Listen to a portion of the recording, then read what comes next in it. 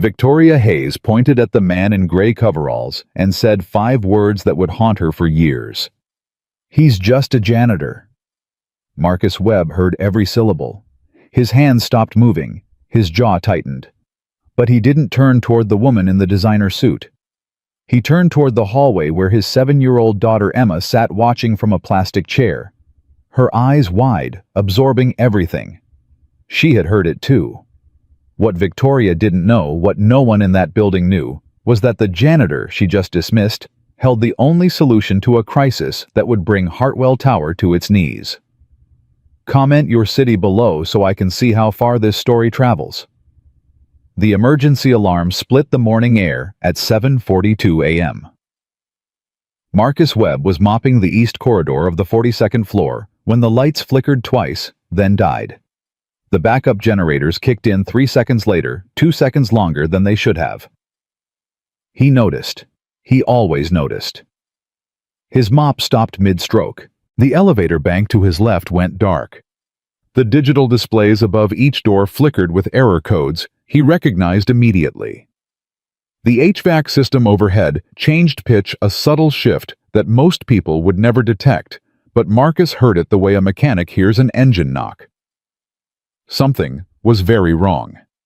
He pulled his phone from his pocket and checked the time. Emma would be finishing breakfast in the lobby daycare right now.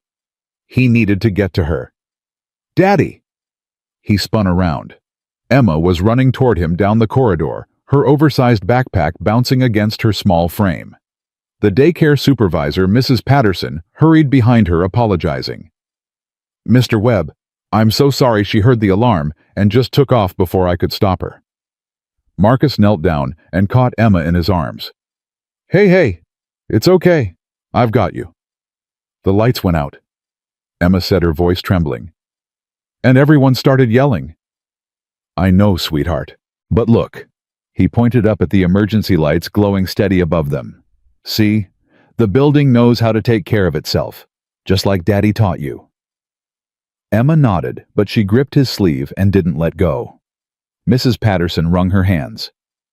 "Should I take her back down? They're saying it might be a drill, but nobody seems to know." "I'll keep her with me," Marcus said. "If it's a drill, it'll be over soon. If it's not, I want her close." Mrs. Patterson hesitated, then nodded. "Okay, just let us know if you need anything." She hurried back toward the stairwell. Marcus watched her go, then looked down at Emma. "You ready to be Daddy's helper today?" Emma's eyes brightened slightly. "Can I push the cart?" "Maybe later. Right now I need you to sit tight and be my lookout. Can you do that?" "What am I looking out for?" "Anything interesting." He guided her to a plastic chair near the glass partition that separated the main corridor from the operations hub. Through the glass, he could see the chaos unfolding. Screens flashing, red people rushing back and forth. Phones pressed to ears, voices rising with stress. "Sit here," he said. "Don't move. I need to check something." "Okay, Daddy." He kissed the top of her head and walked toward the operations hub, positioning himself near the entrance where he could observe without being noticed. Inside, a young technician named Derek was arguing with 2 of his colleagues. "The pressure readings don't make sense," Derek said, jabbing at a monitor. "Look at this, floor 39 shows normal, floor 40 shows critical, floor 41 shows normal again. That's impossible." "Maybe the sensors are malfunctioning," the other technician offered. All of them. At the same time, on 3 different floors. Marcus watched. He listened. And he understood. It wasn't a sensor malfunction. It was a calibration drift in the reference system, something he had suspected for months.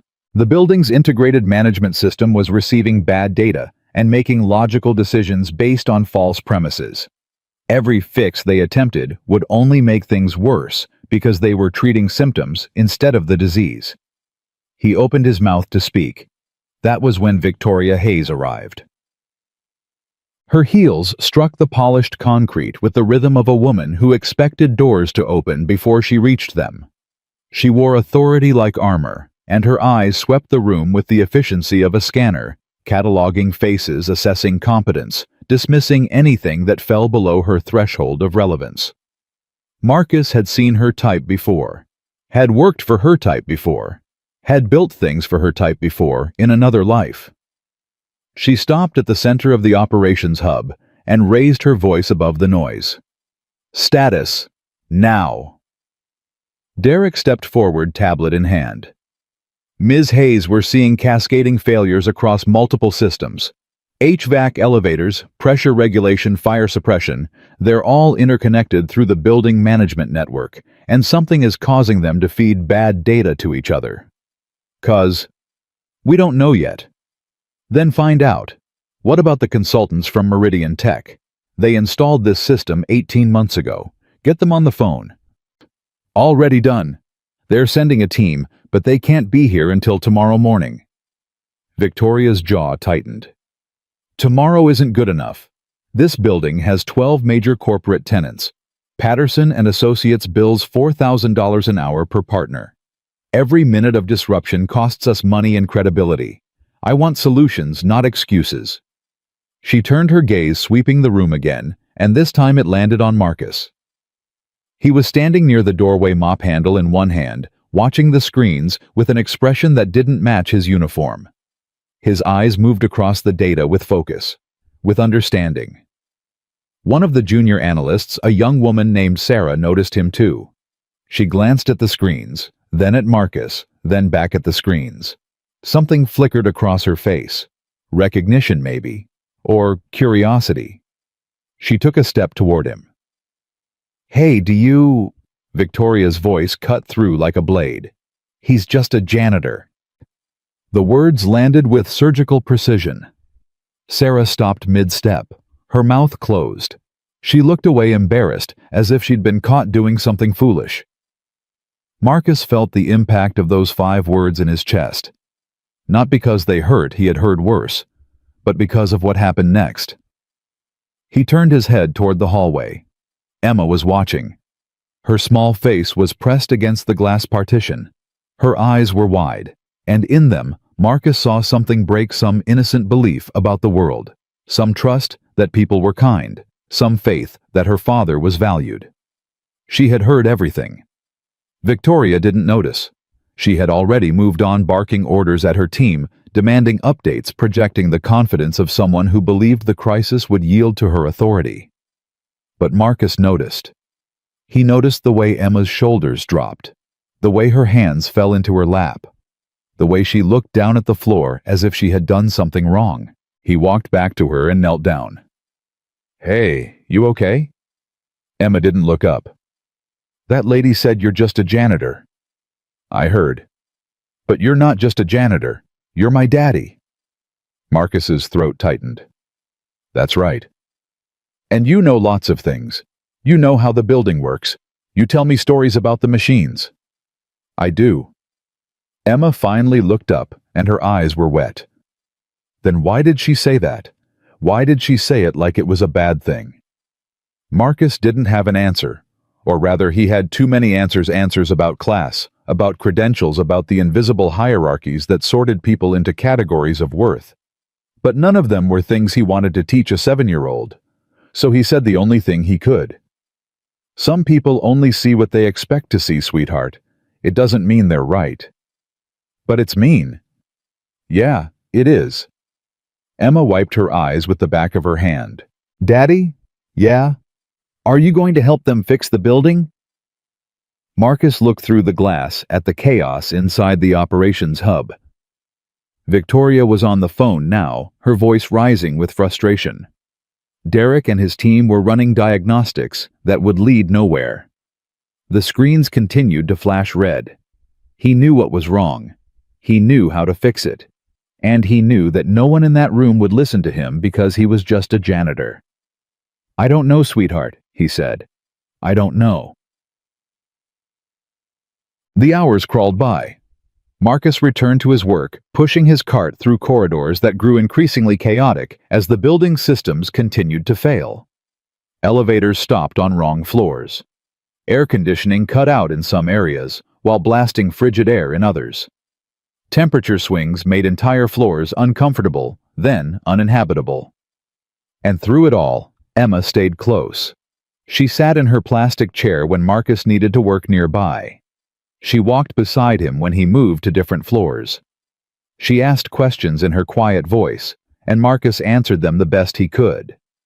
"Why is the air so cold here, Daddy?" "The building is confused. It thinks this floor is too hot, so it's trying to cool it down." "But it's not too hot. It's freezing." "I know. The building is working with bad information." "Why doesn't someone tell it the right information?" Marcus smiled sadly. "That's a very good question, sweetheart." Around noon, he found himself on the 41st floor, near the mechanical room where the pressure regulation subsystem was housed. The readings on the digital display outside the door confirmed what he already suspected: the reference sensors were feeding corrupted data to the main system. He could fix it. He knew exactly what needed to be done. He hesitated. In his pocket was a small notebook, worn spiral-bound, filled with 3 years of observations. Temperature logs, pressure readings, maintenance notes, patterns he had detected during his night shifts when the building spoke only to those patient enough to listen. He had never shown it to anyone, had never considered that it might have value. But now, "Daddy, what's that noise?" Marcus listened. There it was, a high-pitched whine coming from the ventilation system, barely audible but unmistakable.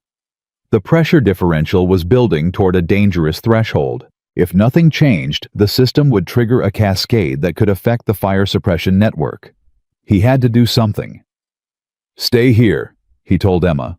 "Don't move." He walked toward the operations hub, his notebook in hand. The chaos inside had intensified: more screens, more people, more phones ringing. Victoria was in the center of it all, arguing with someone on a conference call. "I don't care about your timeline," she was saying. "I need answers now, not tomorrow. Every hour this continues, we lose tenant confidence. Do you understand what that costs?" Marcus waited until she hung up. Then he approached Derek, who was the least intimidating person in the room. "Excuse me." Derek looked up, confusion flashing across his face. "Can I help you?" "The pressure readings on 41, Marcus said quietly. "They're cycling in a pattern, 12-minute intervals, always spiking at the same relative value. That suggests a reference drift in the calibration baseline. If you check the backup logs from last October, you'll probably find the original deviation point." Derek stared at him. "I'm sorry, what?" "The system isn't failing randomly. It's responding logically to bad data. The original calibration was off, and the error has been compounding for 18 months. Every fix you implement will make things worse unless you address the source." Derek's mouth opened, but no words came out. From across the room, a voice cut through. "What's going on here?" It was Victoria. She strode toward them, her eyes moving from Derek to Marcus and back again. Her expression shifted when she registered the gray coveralls, the mop handle, the cleaning cart visible through the glass. "He was just—" Derek started. "He was just leaving," Victoria said. She turned to Marcus, and her voice dropped to something that might have been patience in another context, but here was simply dismissal. "We appreciate your concern, but this is a technical matter. The operations team has it under control." Marcus met her eyes. For a moment he considered pushing back, considered showing her the notebook, considered explaining that he had spent 10 years as a systems engineer before his wife died and his life collapsed, and he chose a job that let him be present for his daughter. But he saw the wall behind her eyes. The certainty. The categories already in place: janitor irrelevant, not worth hearing. "Yes, ma'am," he said. He turned and walked away. That evening, Marcus sat in the break room on the 38th floor while Emma did her homework at the table across from him. The building had quieted somewhat as most employees went home, but the crisis continued. Through the window, he could see the operations hub on the floor above, still lit up, still populated by people chasing solutions that wouldn't work. "Daddy." Yeah, sweetheart. Emma looked up from her math worksheet. When you told that man about the building, the one with the glasses, why didn't he listen? Marcus set down his coffee. He wanted to listen. I think he did. But someone else decided it wasn't worth it. The lady in the red shoes. Yeah. Emma's pencil tapped against the table. She wasn't very nice. She's under a lot of pressure. Sometimes when people are stressed, they don't make good choices about how to treat others. But you're stressed too, and you're still nice. Marcus smiled. I have you to keep me honest. Emma returned to her worksheet, but after a moment, she spoke again without looking up. Daddy, if you could fix the building, would you? What do you mean? If they let you, if they listened. Could you fix it? Marcus was quiet for a long time. Yeah, he finally said. I think I could. Emma nodded, as if this confirmed something she already knew. Then I hope they listen soon, because the air is still weird and my ears keep popping. Marcus reached across the table and squeezed her hand. Me too, sweetheart. Me too. Later that night, long after Emma had fallen asleep on the break room couch, Marcus walked his rounds alone. The building was different at night. Quieter, more honest. During the day, it was a machine for making money floors of offices, conference rooms, corner suites. But at night, it became something else. A living system with its own rhythms, its own complaints, its own secrets. Marcus understood those secrets better than anyone. He stopped at the 41st floor mechanical room and pressed his hand against the door. He could feel the vibration through the metal, subtle, irregular wrong. Inside his pocket, his notebook waited. 3 years of observations. 3 years of listening when no one else would. 3 years of understanding a building that revealed itself only to those patient enough to pay attention. He thought about Victoria's words. Just a janitor. He thought about Emma's eyes when she heard them. He thought about his wife Claire, who had always believed in him, who had told him on her deathbed that he was meant for more than he allowed himself to imagine. And he thought about the choice he had made 3 years ago when he walked away from a 6-figure engineering career to take a night shift custodial job because his daughter needed a father more than the world needed another systems consultant. He didn't regret that choice. Not for a moment. But standing here now, with a building failing around him and no one willing to listen, he wondered if he had been too quick to make himself invisible. Maybe invisibility wasn't protection. Maybe it was just a slower form of surrender. He pulled his hand away from the door and walked back toward the break room where Emma slept peacefully, unaware of the storms building around her. Tomorrow, the crisis would deepen. Tomorrow, the consultants would arrive with their credentials and their confidence and their solutions that wouldn't work. Tomorrow, Hartwell Tower would take another step toward catastrophe. And Marcus Webb, the invisible man, the widower, the single father, the janitor who wasn't just a janitor, would have to decide how much longer he could stay silent. The morning came without mercy. Marcus woke to the sound of Emma's voice, soft and uncertain, calling his name from across the break room. "Daddy! Daddy, wake up!" He opened his eyes. His neck ached from sleeping upright in the plastic chair, his back protesting every movement as he straightened. Emma stood beside him, her hand on his arm, her face tight with worry. "The lights are doing that thing again," she said. "The flickery thing." Marcus looked up. She was right. The fluorescent panels overhead were cycling bright, dim, in a rhythm that told him the power regulation systems were now affected. The crisis was spreading. "What time is it?" he asked.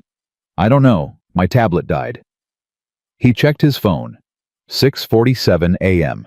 His shift had officially ended 4 hours ago, but he hadn't left. Couldn't leave. Not with Emma here, not with the building failing around them. "Okay," he said, pushing himself to his feet. "Let's get you some breakfast." "The cafeteria is closed. Mrs. Patterson texted you. She said the daycare isn't opening today because of the emergency." Marcus rubbed his eyes. Of course.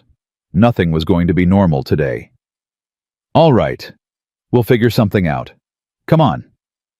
He took her hand and led her out of the break room, his mind already calculating options. His mother lived 40 minutes away and couldn't drive anymore. His sister was in Phoenix. The neighbors he might have asked had moved last year. Emma would have to stay with him. Again. They made their way to the 42nd floor, where Marcus had stashed some granola bars and juice boxes in his locker for exactly this kind of situation. The corridor was already buzzing with activity. Security guards directing confused employees, maintenance workers running cables, executives shouting into phones. And in the center of it all, Victoria Hayes. She looked like she hadn't slept either. Her suit was the same one from yesterday, slightly wrinkled now.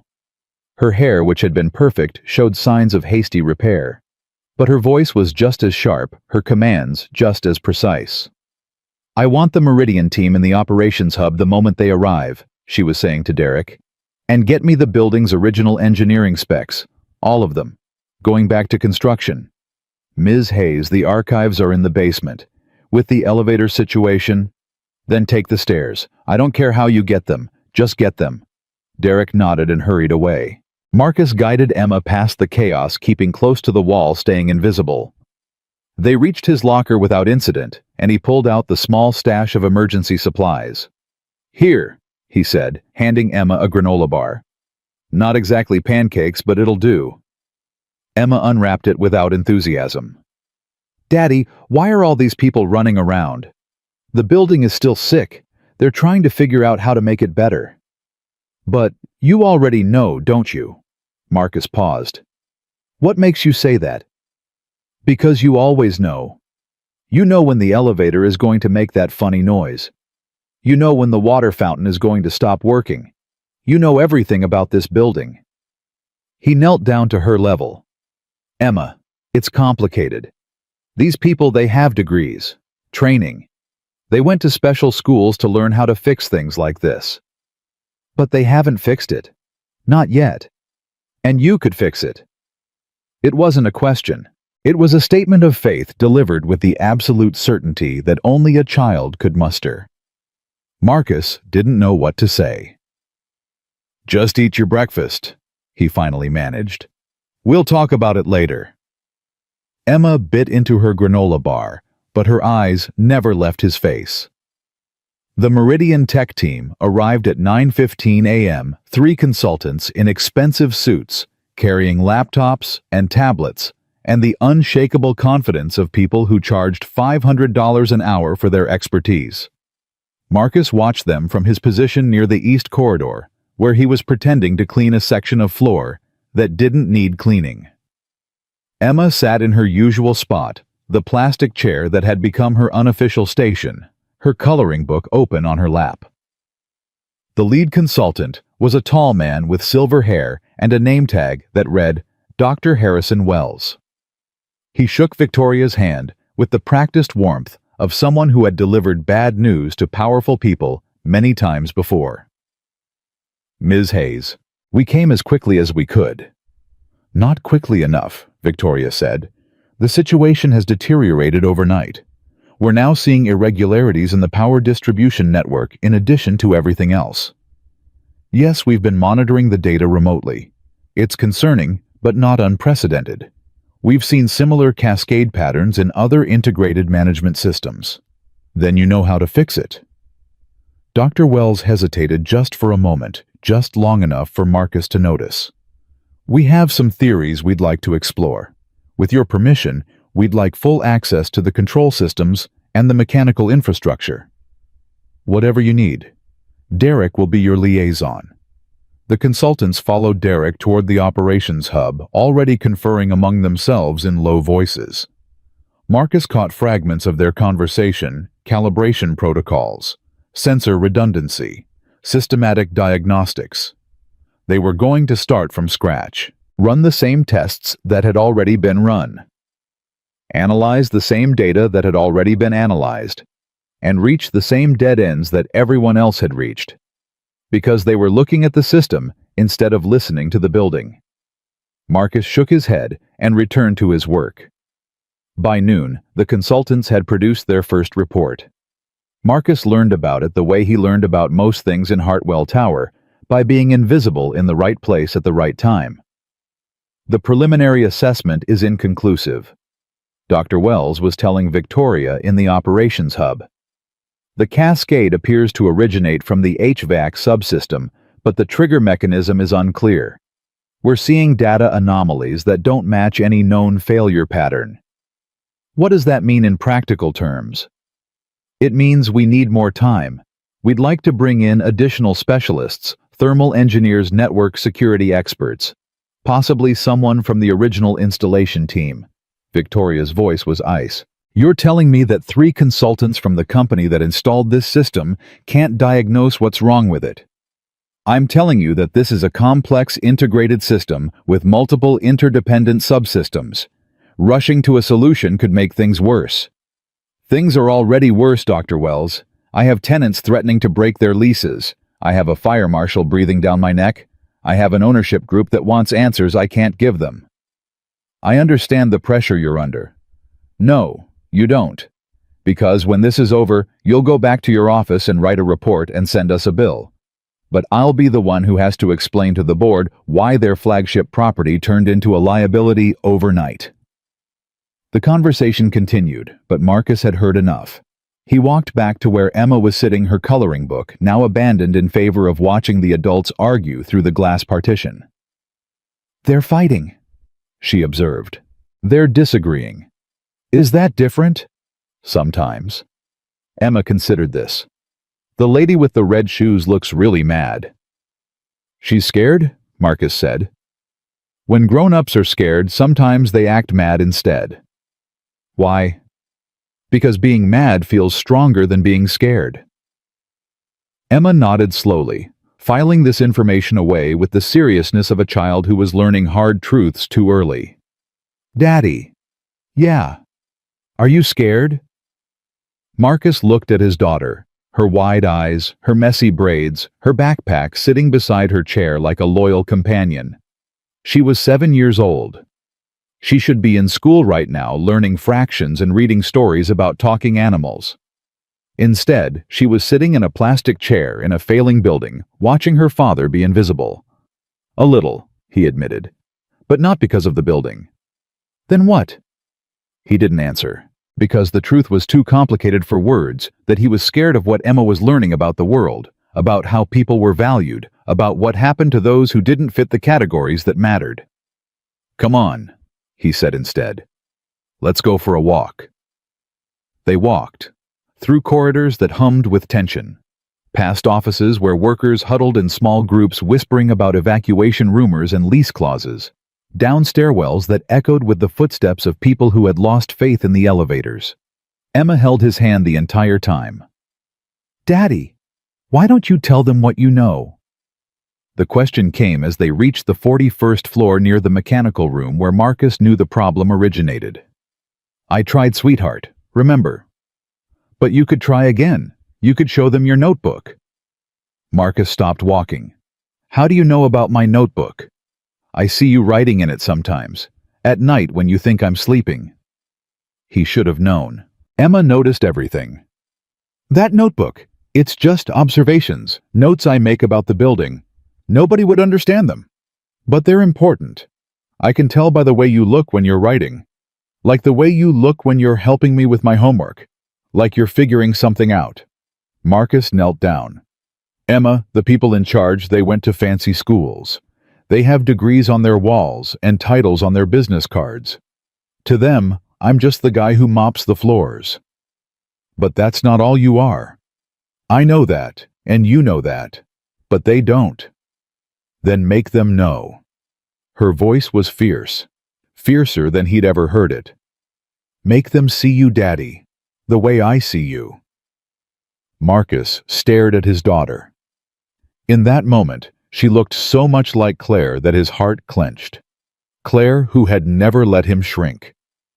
Claire who had always pushed him to be more than he believed he could be. Claire who had died 3 years ago and left him with this beautiful, impossible child who carried her mother's fire. It's not that simple, sweetheart. Why not? Because the world doesn't work that way. Because people see what they expect to see. Because I chose to be invisible, and now I don't know how to be seen again. He said none of these things. Let's keep walking, he said instead. I want to check something. They continued down the corridor until they reached the mechanical room. Marcus paused at the door, pressing his palm against the metal surface. The vibration was worse. Much worse. Stay here, he told Emma. Right here. Don't move. Okay, Daddy. He pushed open the door and stepped inside.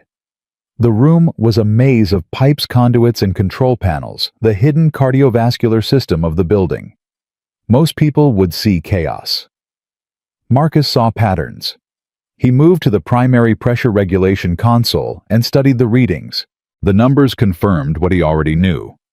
The reference drift had accelerated overnight, and the system was now compensating in increasingly erratic ways. At the current rate of degradation, the building would trigger a fire suppression cascade within 48 hours. When that happened, the city fire marshal would order a mandatory evacuation. Hartwell Tower would be empty for weeks, maybe months, while investigators tried to determine what went wrong. All because of a single miscalibrated sensor. All because nobody would listen to a janitor. Marcus pulled out his notebook and flipped to a page near the back, a diagram he had drawn 6 months ago, showing the relationship between the pressure regulation subsystem and the building's integrated management network. He had identified the vulnerability, then had considered reporting. It had ultimately decided it wasn't his place. Not his place. He had made himself invisible, and now people were going to suffer for it. Daddy! Emma's voice came from the doorway. She had followed him inside despite his instructions. I told you to wait outside. I got scared. It's loud in here. She was right. The mechanical room was filled with the hum and whir of systems under stress. To a 7-year-old, it probably sounded like a monster breathing. Marcus closed his notebook and went to her. Let's go. This isn't a good place for you. Did you find what you were looking for? He looked back at the console at the readings that spelled disaster. Yeah, he said. I found it. Can you fix it? Maybe, if they let me. Then make them let you. Her words echoed Claire's voice so strongly that Marcus almost couldn't breathe. He took Emma's hand and led her out of the mechanical room back into the corridor, back toward the world that had decided he wasn't worth hearing. But something had shifted in him. He wasn't ready to act. Not yet. But he was ready to stop hiding. The afternoon brought more consultants. Dr. Wells had made good on his promise. 2 additional experts arrived, specialists in thermal dynamics and network architecture. They joined the growing team in the operations hub, adding their voices to the cacophony of analysis and speculation. Marcus watched from the margins as always. But now his watching had purpose. He observed the consultants running the same diagnostics he could have told them would fail. He listened to their debates about causation, their theories about trigger events, their proposals for systematic intervention. And he noted with grim satisfaction that none of them were looking in the right direction. They were treating the building like a machine, a collection of systems and subsystems that could be analyzed, optimized, corrected. But the building wasn't just a machine. It was a living thing with rhythms and habits and tendencies that only revealed themselves to those who paid attention over years, not hours. The consultants would never understand that. They didn't have time. But Marcus did. Around 3 p.m. he noticed something that made his blood run cold. The consultants were preparing to implement a fix. He could see them gathering around the main console, could hear Dr. Wells explaining the intervention to Victoria. We believe the cascade can be interrupted if we reset the pressure regulation baseline to factory defaults. It's a standard recovery protocol. Essentially, we're telling the system to forget everything it's learned and start fresh. Victoria nodded. How long will it take? A few hours. We'll need to shut down the HVAC network during the process, which will cause some discomfort, but it should be manageable. And you're confident this will work? Dr. Wells hesitated again, that same momentary pause Marcus had noticed before. Confident is a strong word, but it's our best option given the available data. Victoria considered for a moment, then nodded. Do it. Marcus's heart dropped. A factory reset wouldn't fix the problem. It would make it worse. The miscalibrated sensor would still be feeding bad data, but now the system would have no memory of its past compensations. The cascade would accelerate, and the pressure irregularities would spread to systems that had so far been unaffected. He had to say something. He stepped toward the operations hub, his hand reaching for the door. "Daddy!" Emma's voice stopped him. He turned. She was standing beside her chair, her coloring book clutched to her chest, her eyes fixed on his face. "Are you going to tell them?" "I have to try." "What if they don't listen again?" Marcus looked at his daughter. Then he looked through the glass at Victoria Hayes, who was signing off on a decision that would doom the building she was trying to save. "Then at least I'll know I tried." He pushed through the door. The operations hub fell quiet as he entered. Every head turned toward him. The consultants in their expensive suits, the technicians at their stations, Derek with his tablet, Victoria with her iron expression. For a moment, no one spoke. Then Dr. Wells stepped forward, his voice polite but dismissive. "I'm sorry, this is a restricted area during emergency operations. Staff only." "I am staff," Marcus said. "I work nights, maintenance and custodial." "Ah." Dr. Wells's expression shifted the subtle recalibration of someone who had just categorized a person as irrelevant. "Well, I appreciate your concern, but this is a technical matter. Perhaps you could—" "The factory reset won't work." The words came out before Marcus could stop them. Louder than he intended. Clearer than he felt. Dr. Wells blinked. "I beg your pardon? The factory reset. It won't fix the cascade. It'll accelerate it." Silence.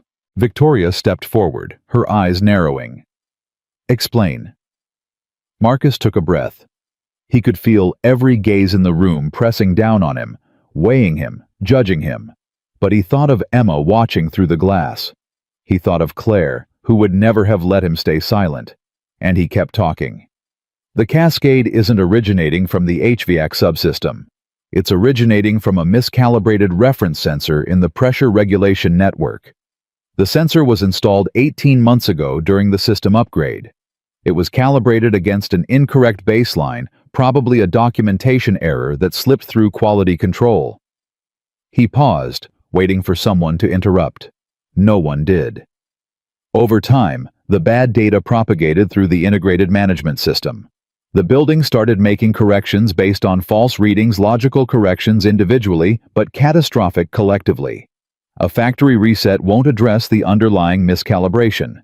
It'll just erase the compensatory behaviors the system developed, which are the only things keeping the cascade from spreading to life safety systems. Dr. Wells stared at him. "And you know this. How exactly?" "Because I've been watching this building for 3 years. Every night shift. Every system. Every anomaly. I documented the calibration drift 6 months ago. I know exactly which sensor is affected and exactly how to correct it."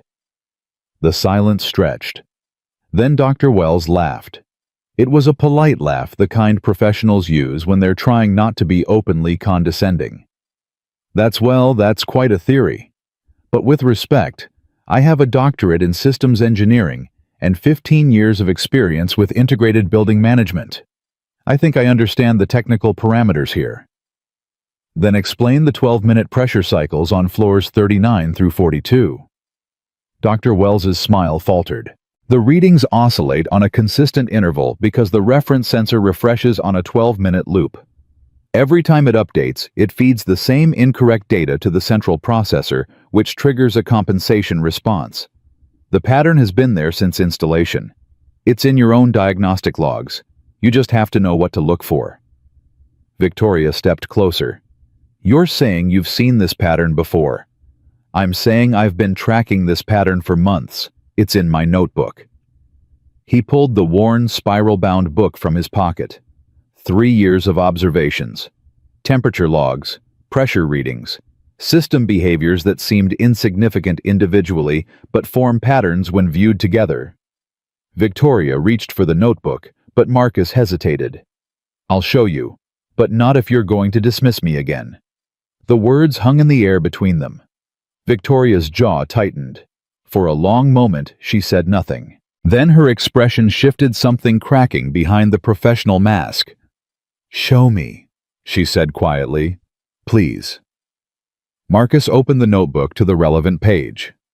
He spread it on the console, pointing to the diagrams, the calculations, the careful observations of a man who had trained himself to see what others overlooked. He showed her the calibration drift. He showed her the propagation pattern. He showed her the exact path the cascade would take if they proceeded with the factory reset. And for the first time, Victoria Hayes looked at him. Really looked at him, not as a janitor, not as a line item in the facility's budget, but as a person who might actually know something worth knowing. "Why didn't you tell us this before?" Marcus's voice was steady. "I tried. You told me I was just a janitor." The words landed like stones. Victoria's face went pale. She opened her mouth closed. It opened it again. Behind him, Marcus heard the door to the operations hub swing open. He turned. Emma was standing there, her backpack over her shoulder, her chin raised. "My daddy knows everything about this building," she said. "You should listen to him." Nobody moved. Nobody spoke. And in that silence, something shifted in Hartwell Tower that had nothing to do with pressure readings or calibration sensors or integrated management systems. It was the sound of a wall beginning to crack. The operations hub remained frozen in the aftermath of Emma's words. Victoria stared at the small girl standing in the doorway, backpack straps clutched in both hands, chin lifted with a defiance that seemed too large for her 7-year-old frame. Then her gaze moved to Marcus, who had turned toward his daughter with an expression caught between pride and fear. Dr. Wells was the first to break the silence. "This is highly irregular," he said, his voice carrying the clipped irritation of a man whose authority had been challenged. "Ms. Hayes, I must insist that we return to the matter at hand. We have a proven protocol ready to implement, and every hour of delay. The protocol is wrong." Marcus's voice was quiet, but it cut through Dr. Wells's objection like a blade. "You reset the system to factory defaults, and within 6 hours, the pressure cascade will reach the fire suppression network. When that happens, you'll have false triggers across multiple floors. The fire marshal will order a full evacuation, and then you'll have weeks of investigation, millions in damages, and a building that nobody trusts." Dr. Wells's face reddened. "And you know this because you mop floors at night. I know this because I've spent 3 years listening to this building while you've spent 3 days looking at spreadsheets." The two men faced each other across the operations hub, one in an expensive suit with a doctorate on his wall, one in gray coveralls with calluses on his hands. The contrast was stark, almost theatrical, but there was nothing staged about the tension crackling between them. Victoria watched the exchange with an expression that had shifted from skepticism to something more complicated. Her eyes kept returning to the notebook spread open on the console, to the careful diagrams and meticulous observations that told a story she hadn't expected to find. "Dr. Wells," she said slowly, "what's the risk assessment on the factory reset?" "Minimal. We've implemented this protocol dozens of times across similar systems." "And what's the success rate?" Dr. Wells hesitated. "In comparable situations, approximately 85%. 85%. Victoria's voice was flat. "And the other 15%? There are always variables that can't be accounted for, but that's true of any intervention." Victoria turned to Marcus. "And your approach? What's the risk?" Marcus met her eyes. "I don't know. I've never done this before. Not on a system this complex, not with stakes this high. I could be wrong. The calibration drift could have affected components I haven't identified.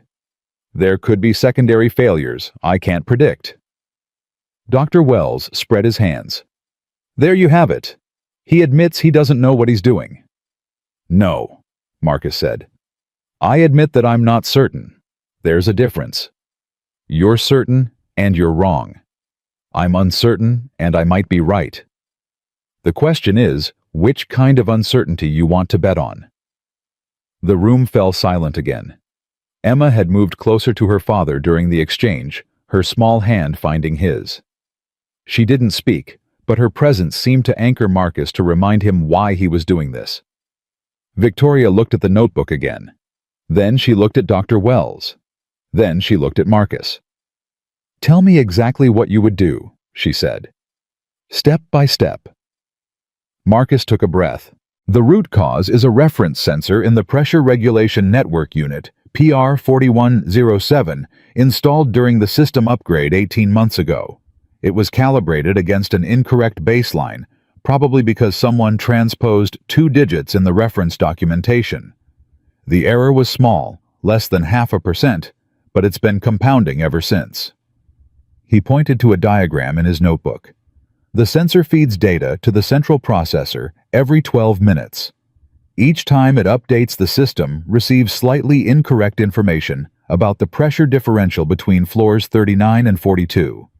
The integrated management network tries to compensate, which throws off the readings in adjacent systems, which triggers more compensations, which creates the cascade you're seeing now. And the solution? I need to access the central control room and manually recalibrate the reference sensor against the backup logs from before the installation. Then I need to walk the system through a controlled recalibration sequence, not a factory reset, but a targeted correction that preserves the compensatory behaviors while eliminating the source of the bad data." Dr. Wells scoffed. "That's not a standard protocol. There's no documentation for that approach." "Because nobody's ever needed it before. The system was designed assuming the initial calibration was correct. When it's not, you have to improvise." "Improvise." Dr. Wells turned to Victoria. "Ms. Hayes, you can't seriously be considering this. We're talking about a multi-million-dollar integrated management system.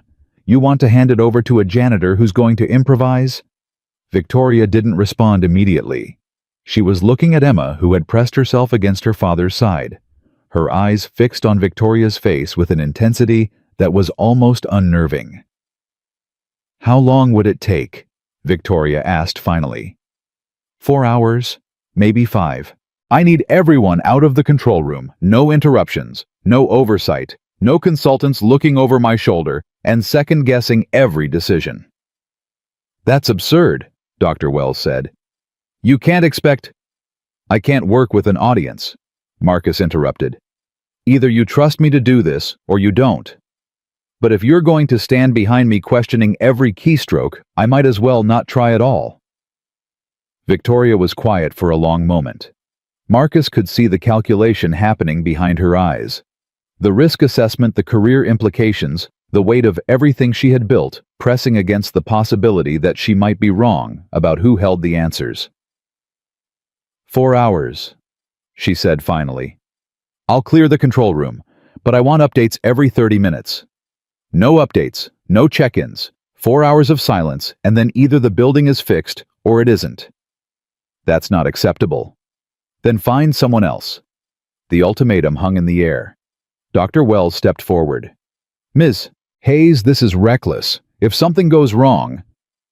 "If something goes wrong, I'll take responsibility." Marcus's voice was steady. "You can tell the board, the tenants, whoever you need to tell that the janitor overstepped his bounds and made things worse. Your reputation stays intact. The consultants walk away clean. All the blame falls on me." Victoria stared at him. "Why would you offer that?"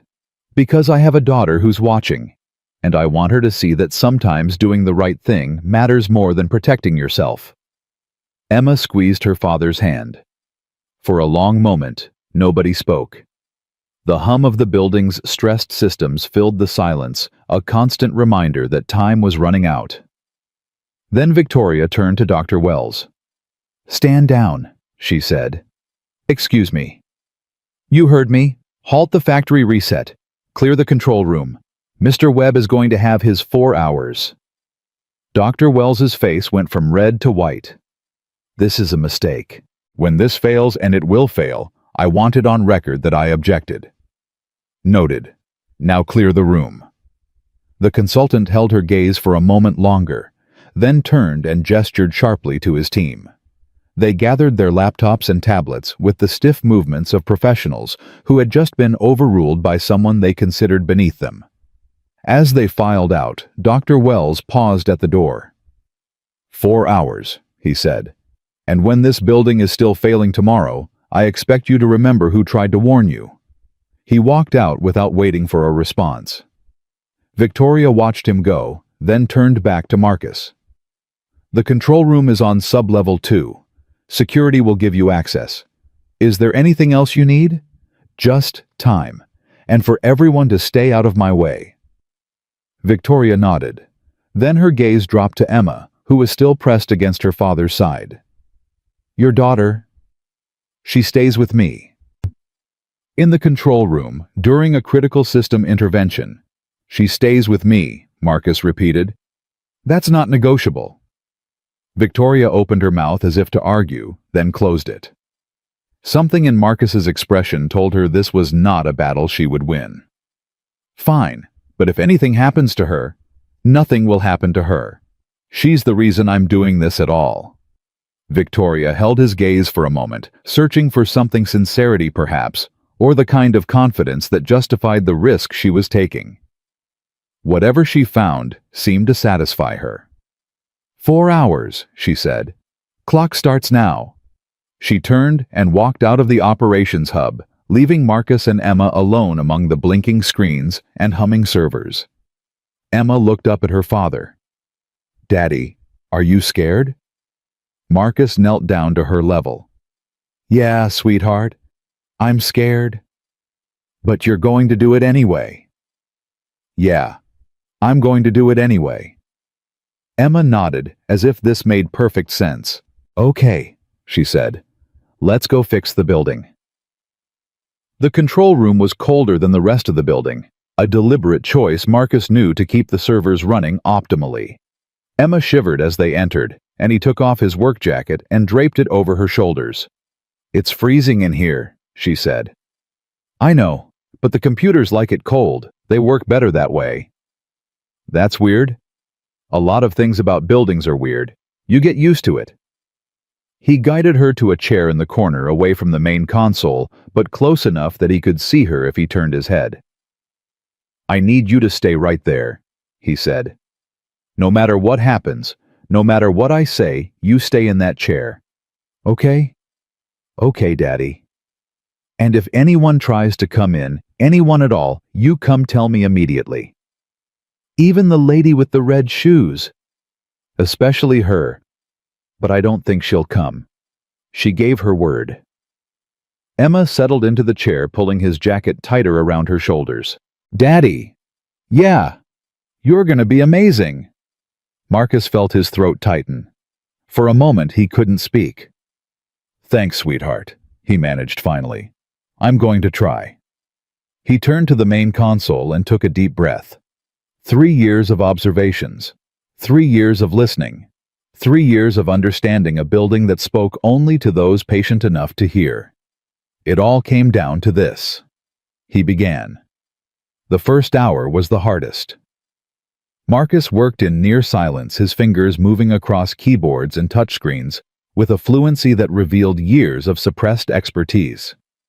The control room responded to his commands like an instrument being played by a master who had been forbidden from performing. He navigated through layers of diagnostic menus, past security protocols and administrative locks, into the deep architecture of the building's integrated management system. Most people would have seen chaos, thousands of data points, hundreds of subsystems, an incomprehensible web of interdependencies. Marcus saw patterns. What are you doing, Daddy? Emma's voice came from the corner, curious but not intrusive. I'm talking to the building. What's it saying? Marcus paused, considering how to explain. It's confused. Someone told it something wrong a long time ago, and it's been trying to make sense of that wrong information ever since. Every time it tries to fix something, it makes other things worse. It's like if I told you that 2 + 2 = 5, and then asked you to do all your math homework based on that. That would mess everything up. Exactly. So I'm trying to find the place where the mistake started and fix it. How do you know where to look? Because I've been listening to the building for a long time. I know what it sounds like when it's working right. And I know what it sounds like when something's wrong. Emma was quiet for a moment. Then she said, "Like when you can tell I'm sad, even when I don't say anything." Marcus stopped typing. He turned to look at his daughter bundled in his too large jacket, her small face serious in the blue glow of the monitors. "Yeah," he said softly. "Exactly like that." He turned back to the console and resumed his work. The second hour brought the first real challenge. Marcus had located the faulty sensor PR4107 exactly where he had predicted, but accessing its calibration settings required administrative privileges he didn't have. The system kept rejecting his commands, locking him out of the deeper configuration menus. He sat back in his chair, frustration building in his chest. "What's wrong, Daddy?" "The building won't let me in." "Why not?" "Because I don't have the right password." Emma considered this. "Can you guess it?" "It's not that kind of password. It's more like..." He paused, searching for the right analogy. "It's like a door that only opens for certain people, and I'm not one of those people." "But you're trying to help. The building should know that." "Buildings don't know things like that, sweetheart. They only follow rules." "That's dumb." Despite everything, Marcus laughed. "Yeah, it kind of is." He stared at the screen thinking, there had to be a way around this. The system was designed to keep unauthorized users out, but it was also designed to be maintained. There had to be a maintenance pathway, a service protocol that would grant temporary access. Then he remembered. 3 months ago, during a routine inspection, he had watched one of the Meridian technicians access the system through a diagnostic mode. The technician had used a specific key sequence, something Marcus had filed away in his memory without really understanding why. He entered the sequence. The screen flickered. A new menu appeared. Service mode. The header read, followed by a warning about voiding warranties and accepting liability. Marcus accepted. The system opened to him. "Daddy, you did it." "Not yet, sweetheart. This is just the door. I still have to find what's on the other side." But he was smiling as he said it. The third hour was when everything almost fell apart. Marcus had successfully accessed the sensor's calibration settings and identified the original error, a baseline pressure value that was 0.47% lower than it should have been. A tiny discrepancy invisible to casual inspection, but devastating when compounded over 18 months of continuous operation. He began the recalibration sequence, and the building fought back. The integrated management system had spent 18 months learning to compensate for the bad data. It had developed workarounds, redundancies, adaptive behaviors that kept it functioning despite the underlying error. When Marcus tried to correct the source, the system interpreted his intervention as a threat. Alarms began to sound. Error messages flooded the screens. The temperature in the control room dropped sharply as the HVAC system lurched into emergency mode. "Daddy!" Emma had jumped out of her chair, her eyes wide with fear. "It's okay," Marcus said, though his voice was tight with strain. "It's okay, sweetheart. The building is just scared. It doesn't understand what I'm trying to do. Make it understand." "I'm trying." His fingers flew across the keyboard, racing against the cascade of errors. He had anticipated resistance, but not this much. The system was more integrated, more interdependent than he had realized. Every correction he made triggered 3 new alarms. He needed to slow down, needed to approach this differently. "Daddy, I'm cold." Marcus glanced at Emma. She was shivering despite his jacket, her arms wrapped around herself. "I know, sweetheart, I know. Just a little longer." He turned back to the console and forced himself to think. The building was like a person, he reminded himself. A person who had been told lies for so long that the truth felt threatening. You couldn't just confront someone like that head on. You had to be gentle, patient, You had to rebuild trust one small step at a time. He stopped trying to fix everything at once. Instead, he started with a single subsystem, the pressure regulation on floor 41, the source of the original error. He isolated it from the rest of the network, creating a bubble of corrected data that wouldn't trigger alarms in other systems. The error messages slowed. The temperature stabilized. Marcus exhaled. "Is it working?" Emma asked. "Maybe. I don't know yet." But he was starting to believe it might. The fourth hour was quiet. Marcus worked with focused intensity, methodically extending the corrected calibration from floor 41 to adjacent systems. He moved slowly, carefully, testing each change before implementing the next. The building resisted at first, then gradually accepted like a patient learning to trust a doctor who had finally made the right diagnosis. Emma had stopped asking questions. She sat in her corner watching her father with an expression of absolute faith that made his heart ache. He thought about Claire. She had been the one who encouraged him to pursue engineering in the first place. "You see things other people don't," she had told him once early in their relationship. "That's a gift. You should use it." He had used it.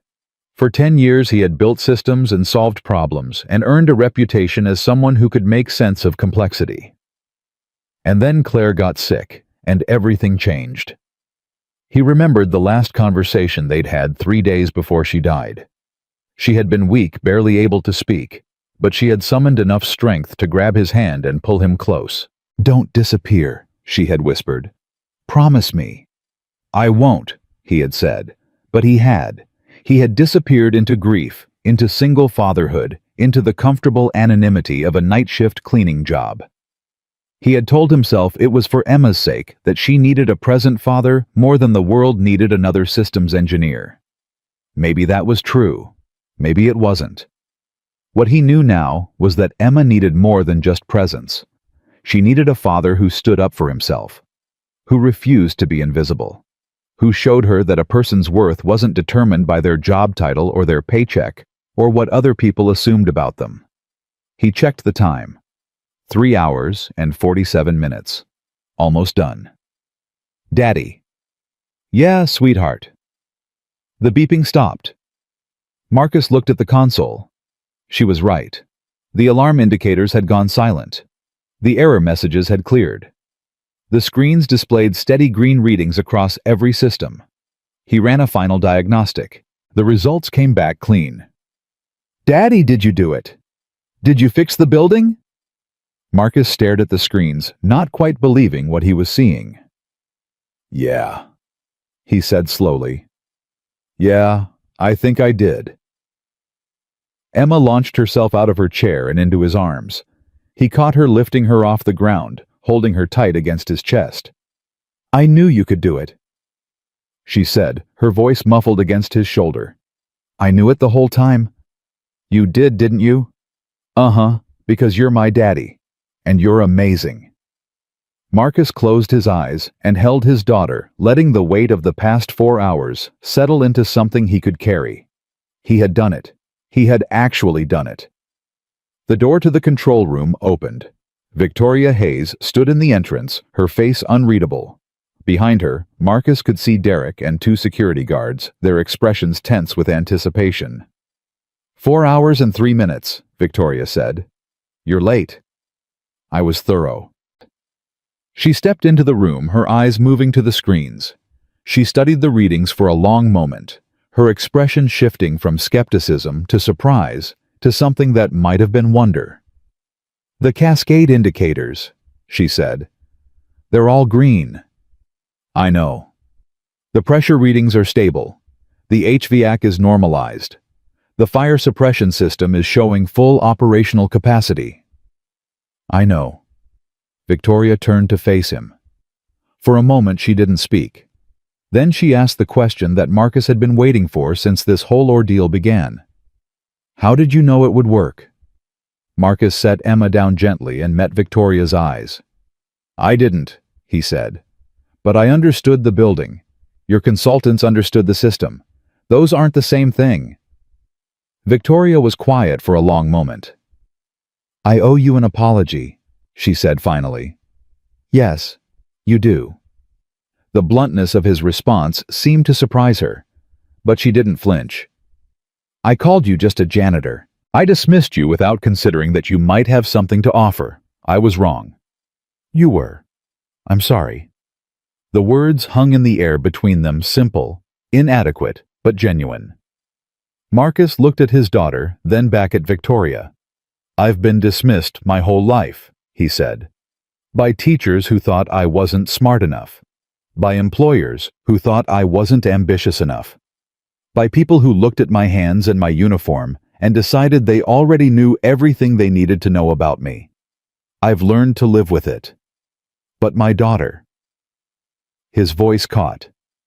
My daughter is 7 years old, and today she learned that the world will judge her father will judge her by things that don't matter, by titles and clothes and assumptions. She learned that people will look right through her and decide she's not worth seeing. He paused. That's the thing I can't forgive, not the insult to me. The lesson you taught her about what she's worth. Victoria's face had gone pale. She stopped, started again. I didn't think... No, you didn't. Emma tugged at her father's sleeve. Daddy, it's okay. I know who you are. Marcus looked down at his daughter, and the anger in his chest softened. Yeah, sweetheart, I know you do. He turned back to Victoria. I'm not asking for anything from you. Not recognition, not a promotion, not money. What happened today, I did it because it needed to be done, because people were going to be hurt if someone didn't act. That's reason enough. Victoria nodded slowly. But if you want to make this right, Marcus continued, don't make it about me. Make it about the people like me. The security guards and the maintenance workers and the cleaning staff who keep this building running every single day. The invisible people who know things the executives will never learn because they actually pay attention instead of just looking at spreadsheets. He held her gaze. See them. Listen to them. Let them be more than line items in a budget.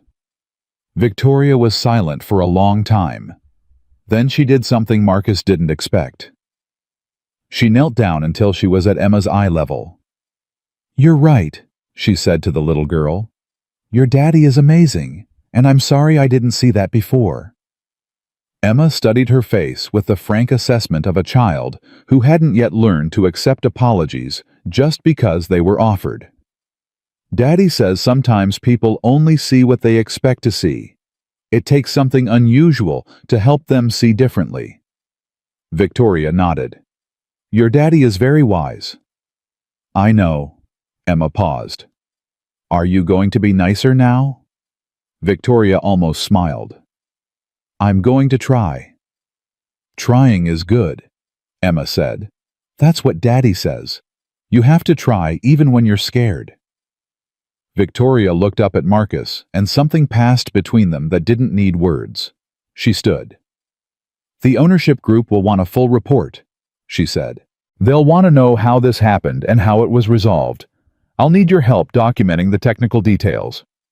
I'll write it up. And I'll make sure they know who solved it. That's not necessary. It's necessary for me. She held his gaze a moment longer, then turned and walked toward the door. At the threshold, she paused. Mr. Webb. Yeah. Thank you. She walked out without waiting for a response. Marcus stood in the control room, his daughter's hand in his, surrounded by the quiet hum of a building that had finally remembered how to function. He had spent 3 years being invisible. Tonight, for better or worse, he had been seen. The news spread through Hartwell Tower like wildfire. By the time Marcus and Emma made it back to the 42nd floor, the operations hub was buzzing with a different kind of energy. The tension that had gripped the building for 4 days had broken, replaced by something Marcus hadn't expected: curiosity. People were looking at him, not through him the way they usually did, at him. Their eyes followed his gray coveralls, his worn work boots, his calloused hands, still marked with the grime of the control room keyboards. They whispered to each other as he passed, not with the dismissive murmurs he had grown accustomed to, but with something that sounded almost like awe. Emma noticed it too. Daddy, why is everyone staring? Because they found out what happened. Is that bad? Marcus considered the question. A week ago, he would have said yes. Being seen meant being judged. Being visible meant being vulnerable to the kind of dismissal Victoria had delivered so casually. Invisibility had been his armor, his protection against a world that had already decided what he was worth. But now, with Emma's hand in his walking through corridors that suddenly felt different, he wasn't sure anymore. I don't know, sweetheart. I guess we'll find out. They had almost reached the break room when Derek caught up with them. Mr. Webb? Hey, Mr. Webb, wait up. Marcus stopped and turned. Derek was hurrying toward them, tablet clutched to his chest, his expression a complicated mixture of embarrassment and admiration. I just wanted to say... Derek paused, catching his breath. I wanted to say I'm sorry, for before, when you tried to tell me about the calibration drift and I didn't listen. You were going to listen. Someone else decided you shouldn't.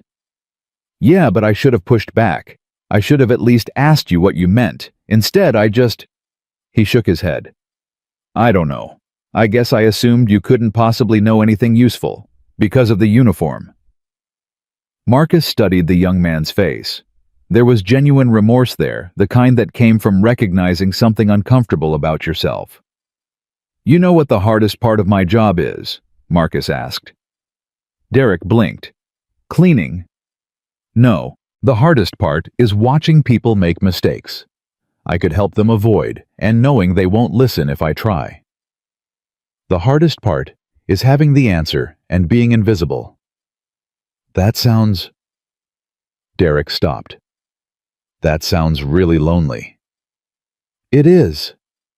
Emma tugged at Marcus's sleeve. Daddy, I'm hungry.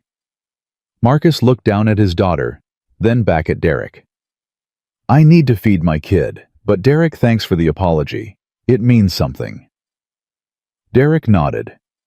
If you ever want to, I mean, if you'd be willing to show me some of the things you've observed about the building, I'd like to learn, if that's okay. It was such a simple request, such a small acknowledgement that Marcus might have something worth teaching. But it landed in Marcus's chest like a gift. Yeah, he said. I'd like that. He walked Emma to the break room and scrounged together a meal from vending machines and the emergency supplies in his locker. She ate without complaint, her usual pickiness apparently suspended by the events of the day. Daddy. Yeah, sweetheart. That man said sorry to you. He did. Does that mean he sees you now? Like really sees you? Marcus thought about it. I think he's starting to. Sometimes it takes people a while to learn how to look. How come you already knew how to look at the building, I mean? How come you could see what nobody else could see? The question caught him off guard. He set down his coffee and gave it the consideration it deserved. Your mom taught me, he said finally. Emma's eyes widened. Mommy? Yeah, she used to say that most people go through life looking but not seeing. They look at what's in front of them, but they only see what they expect to find. She said the secret to really understanding something, a building, a person, a problem, is to look without expecting anything. To just pay attention and let the thing tell you what it is. Mommy was smart. She was the smartest person I ever knew. Emma was quiet for a moment, processing. Then she asked, Do you think Mommy can see us from wherever she is? Marcus felt his throat tighten. This was a question Emma asked, sometimes usually late at night, when the darkness made everything feel more uncertain. He never knew exactly how to answer it. I think, he said carefully, that Mommy loved us so much that some part of that love is still here. In you. In me. In the way we take care of each other. And maybe that's a kind of seeing. Emma considered this with the seriousness of a philosopher evaluating a proof. Okay, she said finally. I like that answer. Good. Now finish your chips. We've got a long night ahead. Are we going home? Not yet. I think some people are going to want to talk to me first. Emma nodded, unsurprised. Because you're famous now. Marcus almost laughed. I wouldn't say famous. The man with the glasses said you saved the building. That sounds pretty famous to me. She had a point. The ownership group wanted to see him. Victoria delivered this news an hour later, appearing in the break room doorway with an expression that suggested she had been through several difficult conversations since leaving the control room. They're on a conference call, she said. They want to thank you personally. They want to evaluate me, Marcus corrected. Figure out whether I'm a liability or an asset. Victoria's jaw tightened. Probably. But does it matter? You did what you did. They can't undo that. No. But they can decide how to spin it. And you think they'll spin it badly? Marcus shrugged. In my experience, people in power don't like being shown up by people without power. It makes them uncomfortable. And uncomfortable people do unpredictable things. Victoria was quiet for a moment. Then she said, You really don't trust anyone, do you? I trust Emma. I trusted my wife. Beyond that? He shook his head. Let's just say life has given me reasons to be careful. Victoria looked at Emma, who was coloring in her book with determined focus. She's lucky to have you. I'm lucky to have her. Victoria nodded slowly. The call is in the main conference room on 43. You don't have to go. I can tell them you're unavailable, that the technical documentation will have to suffice. But if you want to, I'll go. The words came out before Marcus had fully decided to say them. But once they were out, he realized he meant them. He had spent 3 years hiding. 3 years protecting himself from judgment by making himself invisible. And where had it gotten him? A front row seat to a crisis he could have prevented if only someone had been willing to listen. Maybe it was time to stop hiding. Emma stays with me, he said. Of course. He stood, reached for his daughter's hand, and walked toward the conference room on the 43rd floor. The ownership group consisted of 3 faces on a large screen, 2 men and a woman, all middle-aged, all wearing the kind of expensive suits that cost more than Marcus's monthly salary. Charles Whitmore, the chairman, spoke first. Mr. Webb, we've been briefed on the situation. I understand you played a significant role in resolving the system failure. I fixed it, Marcus said simply. Your consultants couldn't. There was a brief silence, the kind that suggested Marcus had already deviated from the script they expected him to follow. Yes, well. Whitmore cleared his throat. We're certainly grateful for your initiative. However, there are some concerns about protocol. You accessed restricted systems without authorization.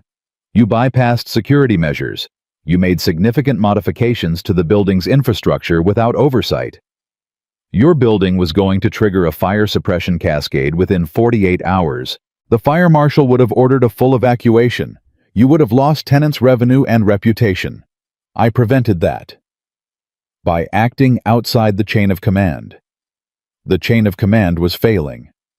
Another silence. The woman on the screen, Margaret Chen, according to the nameplate visible on her desk, leaned forward. Mr. Webb, what Dr. Wells tells us is that you have an engineering background, that you worked in the field before taking your current position. That's correct? May I ask why you chose to leave engineering? Marcus felt Emma's hand tighten in his. She knew this story. She had lived it. My wife was diagnosed with cancer 4 years ago. The treatment was aggressive. She needed constant care. I couldn't provide that and maintain an engineering career. After she died, I needed a job with flexible hours and no travel, so I could be present for my daughter. He paused. I chose to be a father first and an engineer second. The world decided that made me just a janitor. Margaret Chen's expression softened slightly. I'm sorry for your loss. Thank you. Whitmore jumped back in apparently uncomfortable with the emotional turn. The question before us is how to proceed. We have a building that's now functioning properly thanks to your intervention. We also have a public relations situation to manage. The tenants are asking questions. The consultants are, let's say, unhappy about being proven wrong. With respect, sir, I don't care about your PR situation. I fixed your building because it needed fixing, not because I wanted recognition or reward. Then what do you want, Mr. Webb? The question hung in the air. Marcus thought about it. He thought about the years of invisibility, the casual dismissals, the assumptions that had been made about him based on his uniform and his job title. He thought about Emma watching and learning from every interaction he had with the world. I want you to create a program, he said finally. A formal channel for facility staff to report observations and concerns about building systems. Not a suggestion box that gets ignored. A real process with real follow-up where the people who actually maintain this building have a voice in how it's run. Whitmore frowned. That's not exactly standard practice. Neither is having a janitor save your building from catastrophic failure. But here we are. The third member of the ownership group, a man named Reynolds, who had been silent until now, spoke up. He's got a point, Charles. If Mr. Webb had a proper channel to report his concerns, we might have caught this problem months ago, before it became a crisis. We have maintenance logs, incident reports, which get filtered through management before they reach us. Mr. Webb is suggesting something different. Direct communication. Unfiltered input from the people closest to the infrastructure. Whitmore looked unconvinced, but Margaret Chen was nodding slowly. It's not an unreasonable request, and given what Mr. Webb has done for us, I think we should take it seriously. Whitmore sighed. Fine, we'll explore the idea. But, Mr. Webb, I need to ask you something directly. Are you planning to go public with this talk to the press? Write a blog post about how the big corporation ignored the little guy. Marcus almost smiled. No, sir, I have no interest in being a story. I just want to do my job and raise my daughter. Then we understand each other. I think we do. The call ended with handshakes that couldn't happen through a screen and promises that might or might not be kept. Victoria walked Marcus and Emma back to the elevator, her expression thoughtful. That was well played, she said. Asking for systemic change instead of personal reward. It wasn't a strategy, it's what I actually want. I know. That's what made it effective. They expected you to ask for money or a promotion, or some kind of recognition they could control.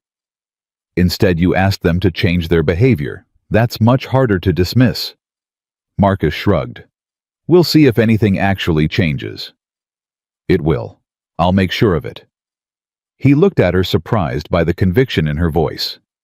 Why do you care? A week ago, I was just a janitor to you. Victoria was quiet for a long moment.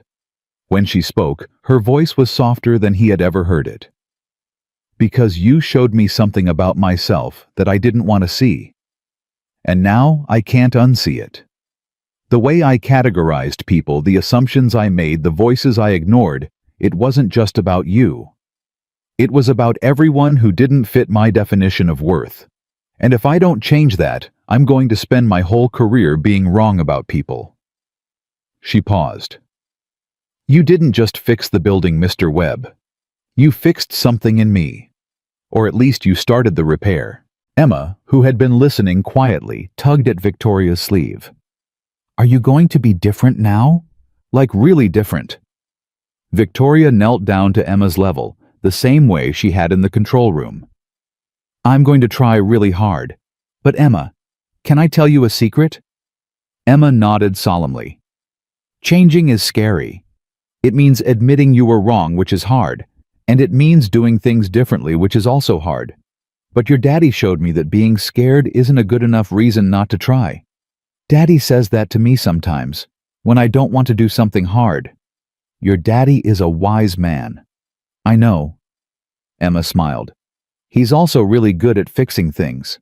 Victoria smiled back, a genuine smile, the first Marcus had seen from her. Yes, he is. The next few days passed in a blur of attention Marcus wasn't used to receiving.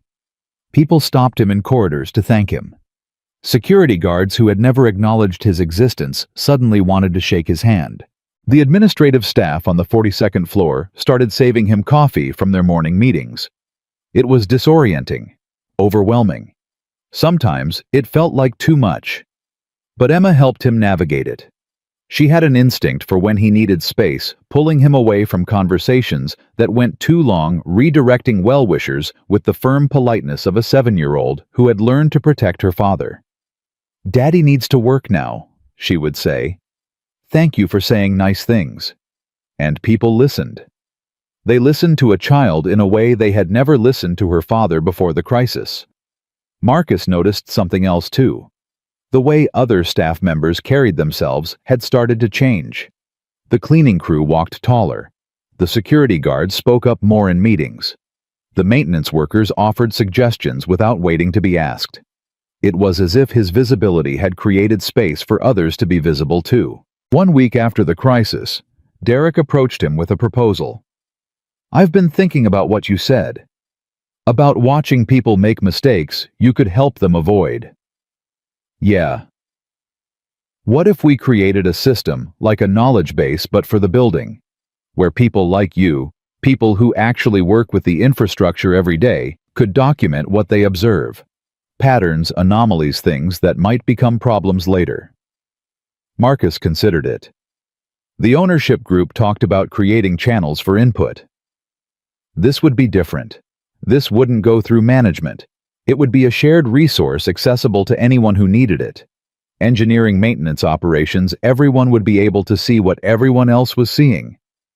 That's a big project. I know, but I think it could prevent a lot of problems, and I think you're the right person to help design it. Marcus looked at Derek, really looked at him the way he looked at the building systems, the way Claire had taught him to look at the world. What he saw was a young man trying to do better, trying to build something that mattered, trying to make sure that the next person like Marcus wouldn't have to choose between being invisible and being heard. "Okay," Marcus said. "Let's talk about it." Emma was with him as always. She sat in the corner of the conference room where Derek had set up his laptop coloring while the adults talked about databases and user interfaces and information architecture. But she was listening too. Marcus could tell by the way her crayon moved slowly when something interesting was being said quickly during the boring parts. After an hour, Derek stepped out to take a phone call. Marcus walked over to Emma and sat down beside her. "You okay, sweetheart? This is probably pretty boring." "It's okay. I like hearing you talk about building stuff." Yeah, you sound different when you talk about it, like you're happy." Marcus thought about that. She was right. For the first time in 3 years, he was doing work that used his full capabilities. Work that mattered. Work that might actually make a difference. "I guess I am happy," he admitted. "Does that mean you're going to stop being a janitor?" The question cut straight to the heart of something Marcus had been avoiding. "I don't know, sweetheart. What do you think I should do?" Emma set down her crayon and turned to face him with the grave attention of a child who understood she was being consulted on something important. "I think you should do whatever makes you happy. But Daddy..." She paused, choosing her words carefully. "I don't want you to be invisible anymore. I want people to see you the way I see you." Marcus felt tears prick at his eyes. "Even if it means I might have to work more. Travel sometimes, not be there for every school play." Emma was quiet for a moment. Then she said, "Mommy told you not to disappear, right?" Marcus's breath caught. "How do you know about that?" "I heard you tell Grandma once, after the funeral." He had forgotten that conversation, had blocked it out along with so much else from those terrible weeks after Claire died. "She wanted you to use your gift," Emma continued. "That's what you told Grandma. She wanted you to help people. And I think..." She stopped, her small face serious. "I think maybe being invisible was a kind of disappearing. Even if you were still here with me." Marcus stared at his daughter. When had she grown up so much? When had she started understanding things that took most adults decades to figure out? "You're too smart for 7 years old," he said finally. "Grandma says I take after Mommy." "You do. You really do." Emma smiled and picked up her crayon again.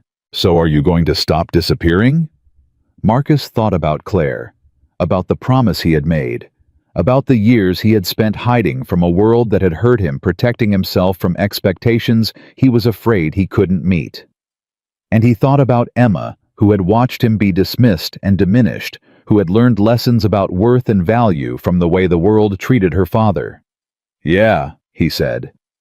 "I think I am." Derek returned from his phone call, and they resumed their discussion of the knowledge-based system. But something had shifted in Marcus. A decision had crystallized. A path had emerged from the fog of uncertainty that had surrounded his future since Claire died. He wasn't going to be invisible anymore. He wasn't sure yet what that meant, whether he would return to engineering or stay in facilities, but with an expanded role, or find some new path entirely. But whatever he did, he would do it as himself. Fully present. Fully visible. For Emma. For Claire. For all the people like him who had been sorted into categories that had nothing to do with who they actually were. The meeting with Derek ended late in the evening.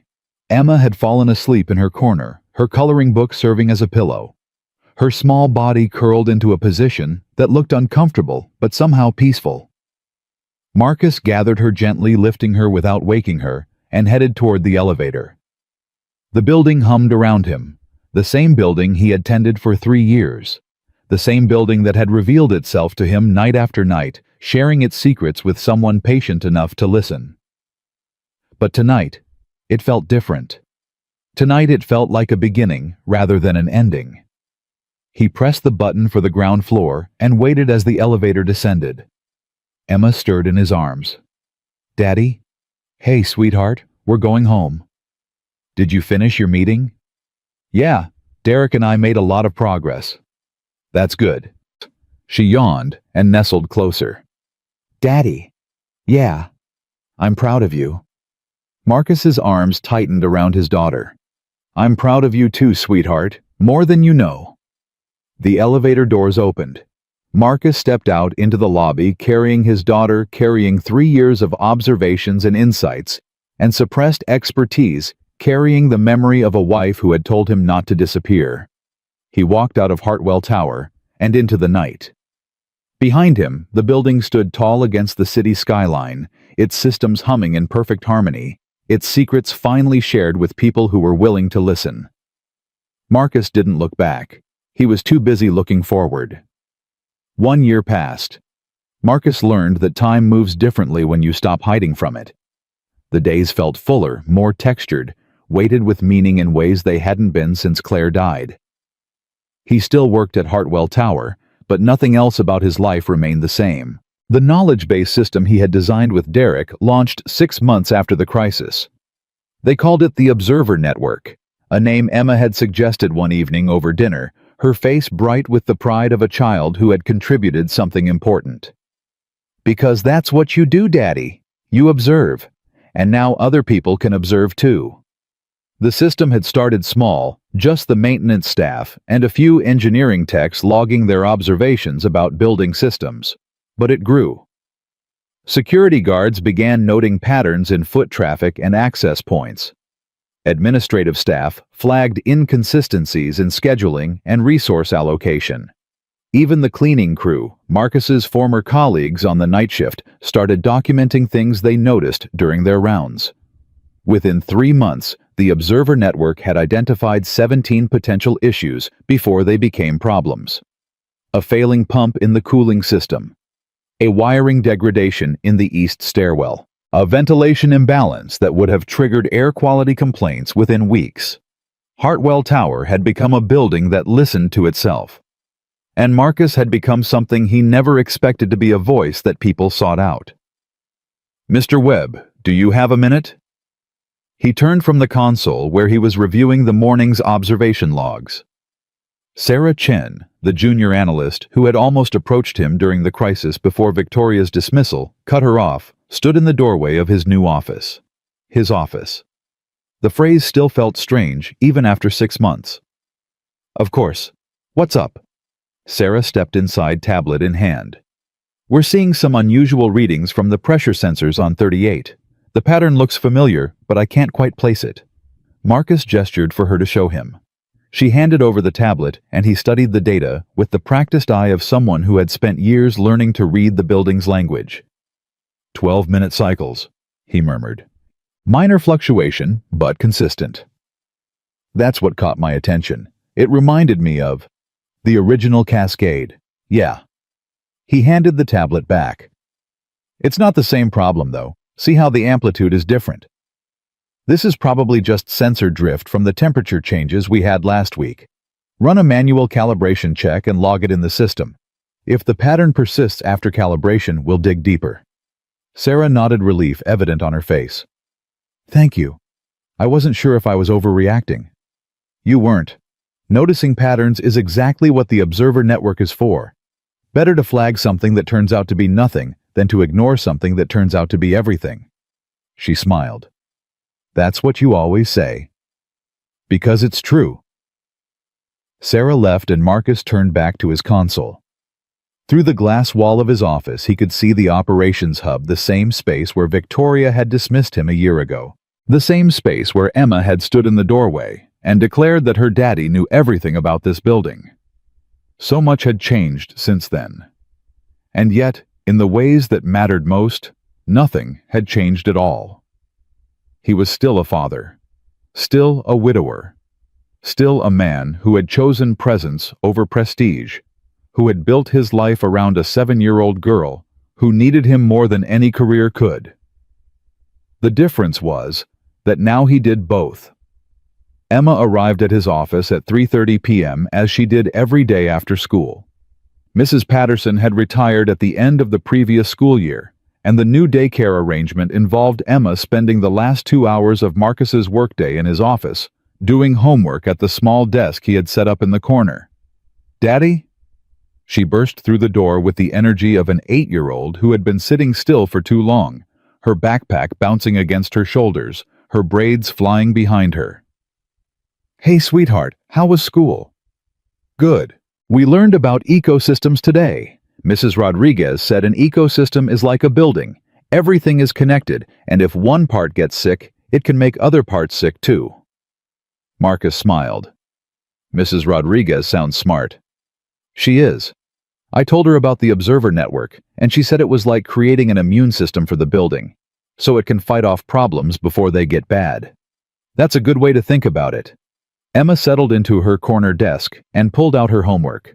But instead of starting, she looked up at her father with the expression that meant a big question was coming. "Daddy." "Yeah. Do you ever miss being invisible?" The question caught him off guard. He set down his coffee and gave it the serious consideration it deserved. "Sometimes," he admitted. "Being visible is harder. People have expectations now. They want things from me. Sometimes I make mistakes and everyone sees." "But you didn't make mistakes when you were invisible." "I made plenty of mistakes. The difference is, nobody noticed. Which meant nobody helped me fix them, but it also meant nobody judged me for them." Emma nodded, slowly processing this. So being invisible is like being safe, but also being alone. Marcus stared at his daughter.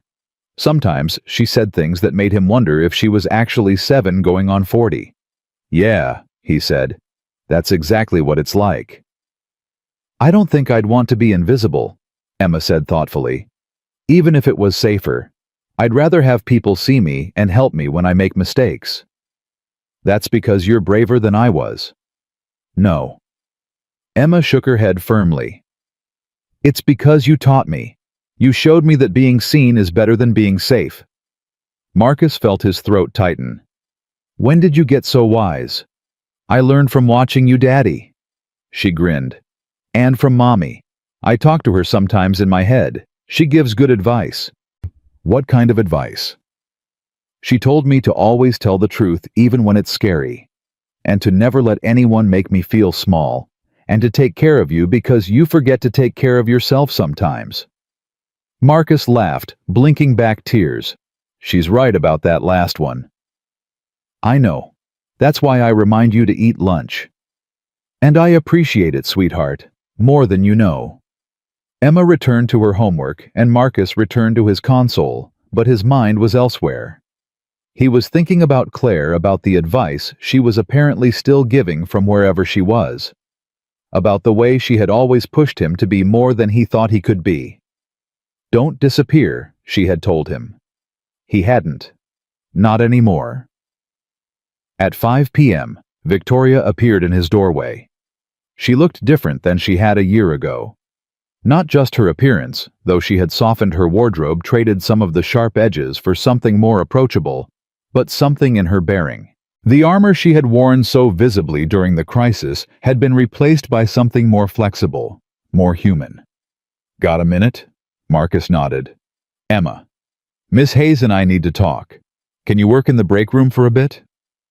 Emma gathered her homework without complaint. As she passed Victoria in the doorway, she paused. "Hi, Miss Hayes." "Hi, Emma. How's third grade?" "Good. We're learning about ecosystems." "That sounds interesting." "It is.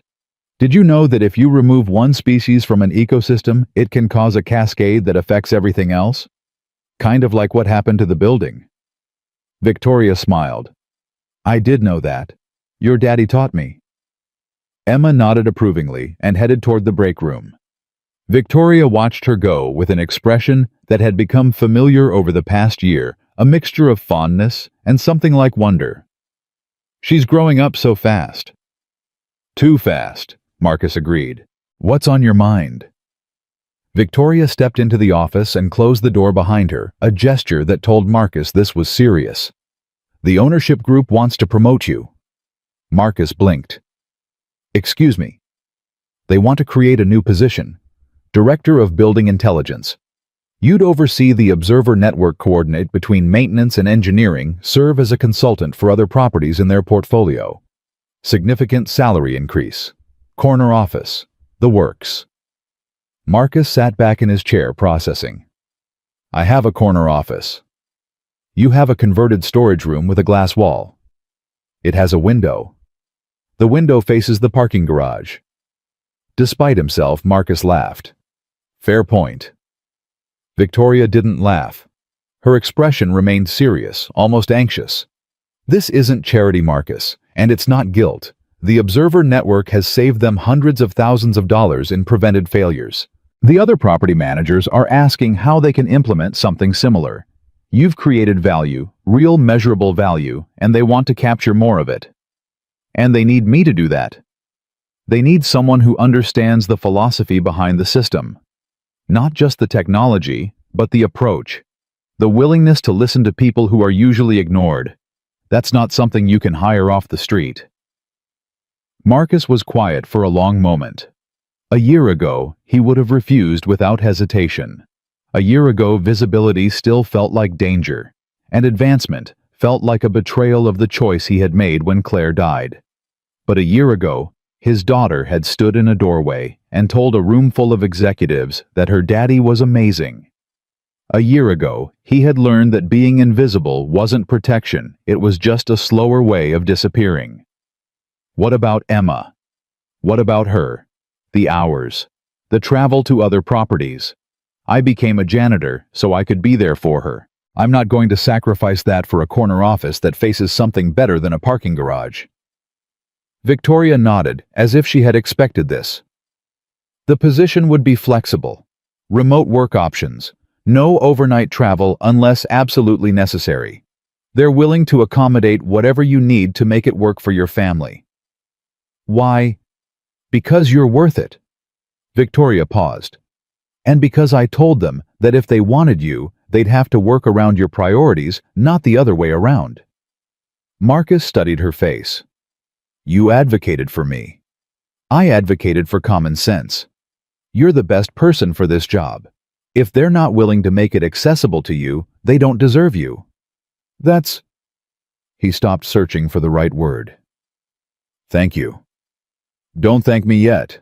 The board still has to approve the position. But Charles Whitmore is on board, and Margaret Chen has been your champion since the crisis.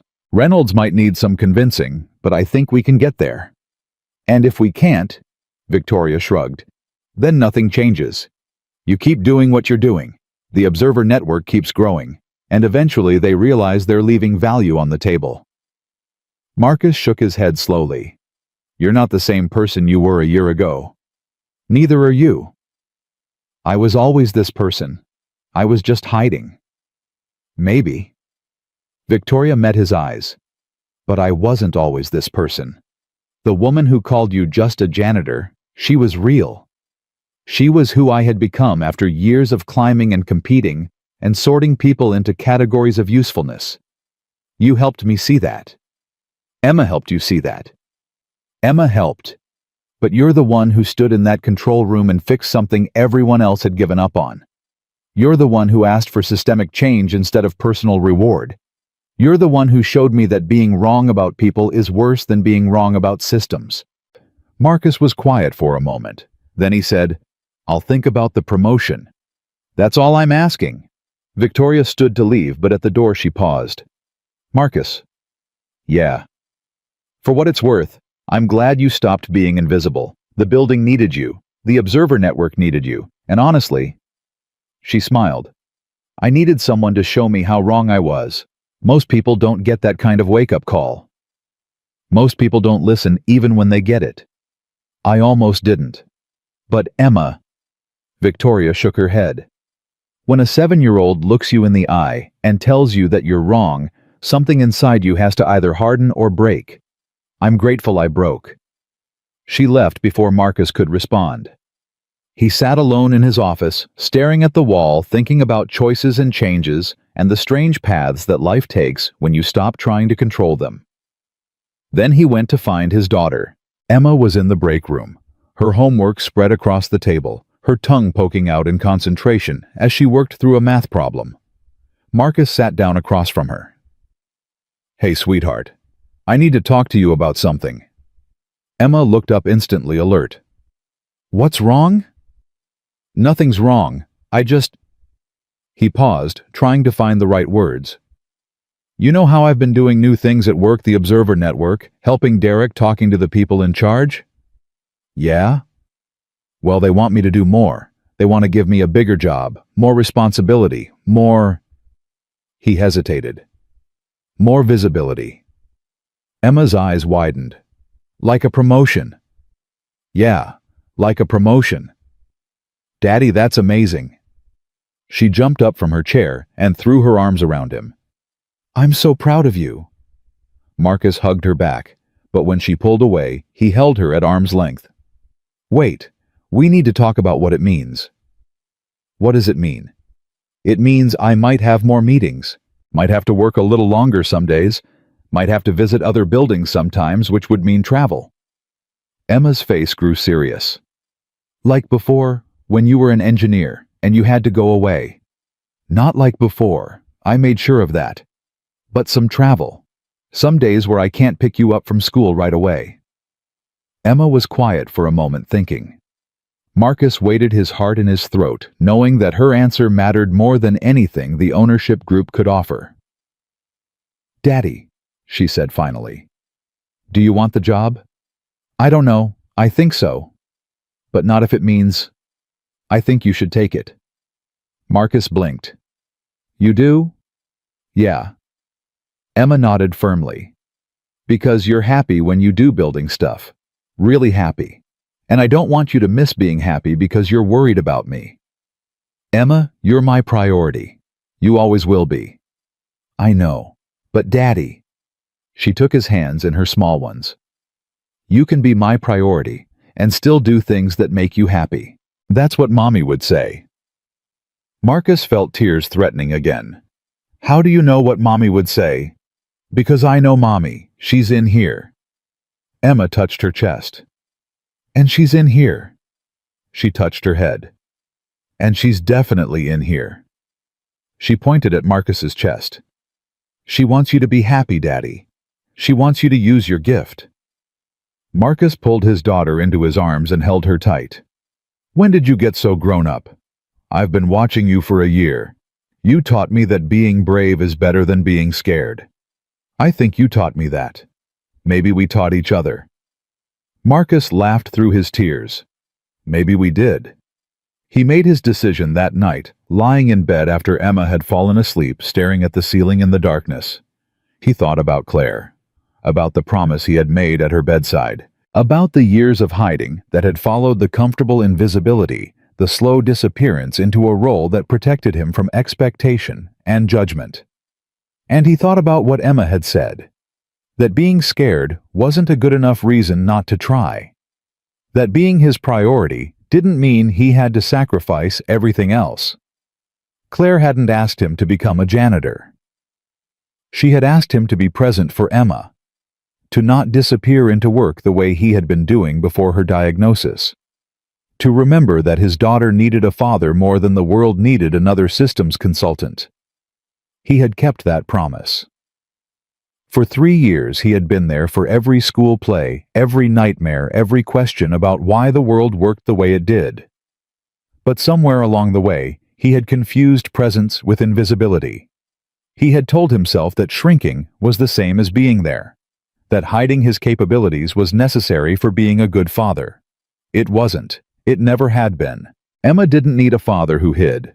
She needed a father who showed her what it looked like to be fully yourself, to use your gifts, to be seen to contribute to the world without apology.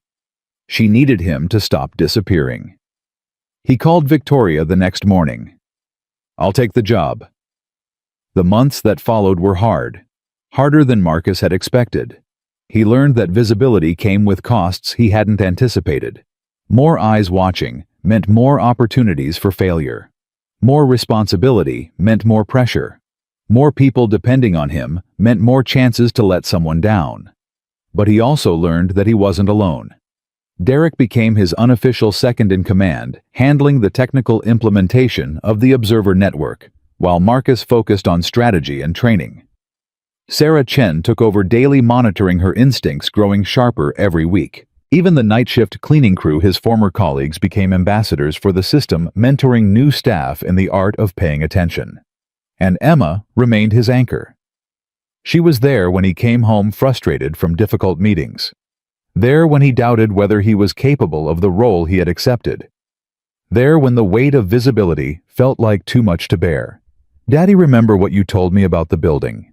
How it wasn't failing randomly, it was responding logically to bad information." "Yeah. Maybe that's what's happening with you. Maybe you're stressed because you're working with old information. You keep thinking you're not good enough because that's what people told you for a long time. But that information is wrong. You just have to teach yourself something different." Marcus stared at his 8-year-old daughter. "That's actually really smart." "I know," Emma grinned. "I get it from you." The 1-year anniversary of the crisis arrived on a Thursday. Victoria organized a small gathering in the operations hub, nothing elaborate, just coffee and pastries for the people who had been there when it happened. Derek came, and Sarah and a few others who remembered those tense 4 days when Hartwell Tower had teetered on the edge of catastrophe. And Emma, of course. Always Emma. She sat in her plastic chair, the same chair she had occupied a year ago, watching the adults mingle and talk and remember. Her backpack was beside her, slightly smaller, now fitting her growing frame better than it had before. Marcus found himself standing near the glass partition, looking out at the corridor where everything had started, where Victoria had pointed at him and said 5 words that had changed both their lives. Victoria appeared beside him. "Thinking about that day. Hard not to." "What do you remember most?" Marcus considered the question. Emma, standing in the doorway, telling a room full of executives that her daddy was amazing. That was quite a moment. She's quite a kid. They stood in silence for a while, watching the gathering through the glass. "You know," Victoria said eventually, "I've been thinking about something you said during the crisis. You said that the hardest part of your job was watching people make mistakes you could help them avoid knowing they wouldn't listen. I remember. Is that still true? Now that you're the director of building intelligence with a corner office that faces something better than a parking garage?"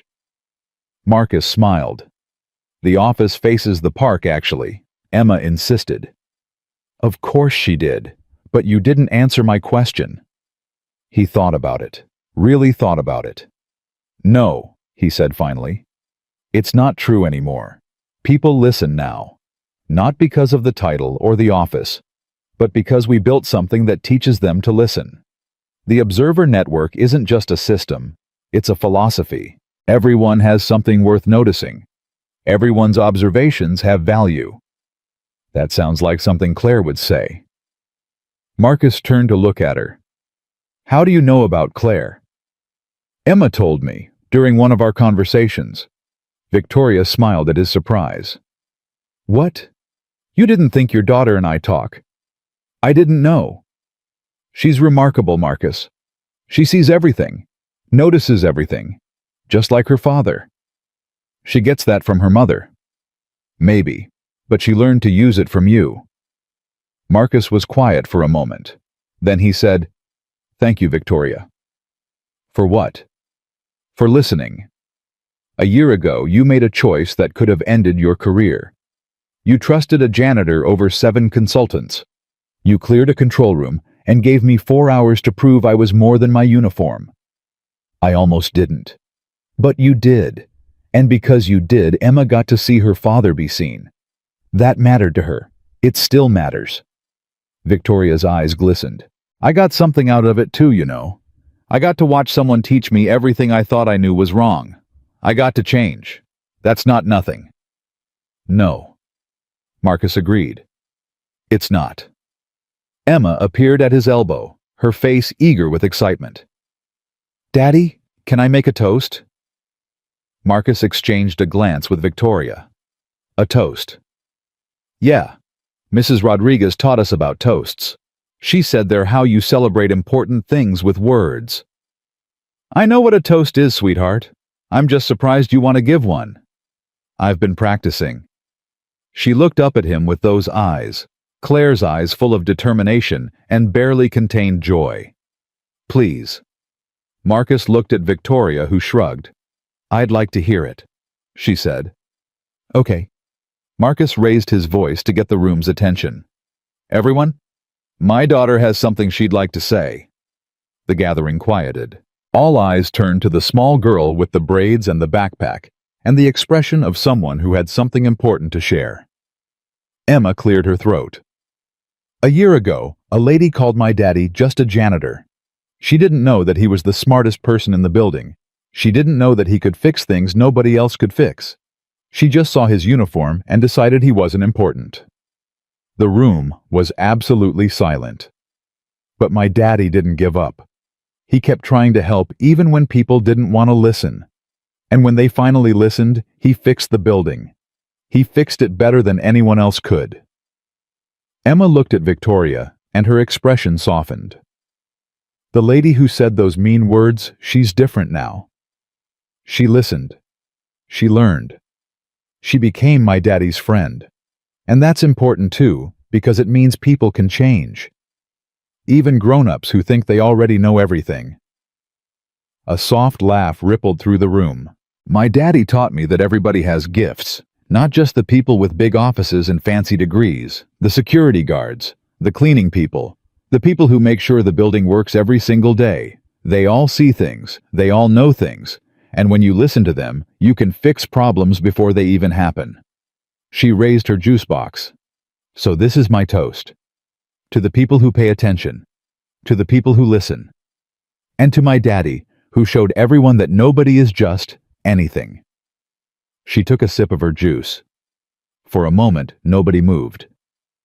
Then Victoria started clapping. And Derek. And Sarah. And everyone else in the room, a wave of applause that seemed too large for the small gathering it came from. Emma blushed and retreated to her father's side. Marcus wrapped an arm around her shoulders and pulled her close. That was beautiful, sweetheart. I practiced in the mirror last night. It showed.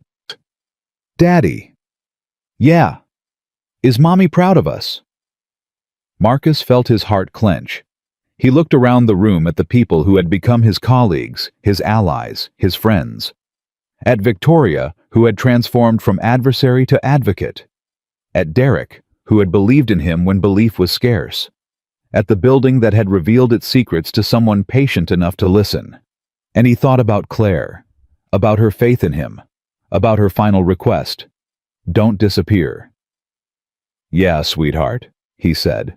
I think she's very proud. The gathering wound down as the afternoon faded into evening.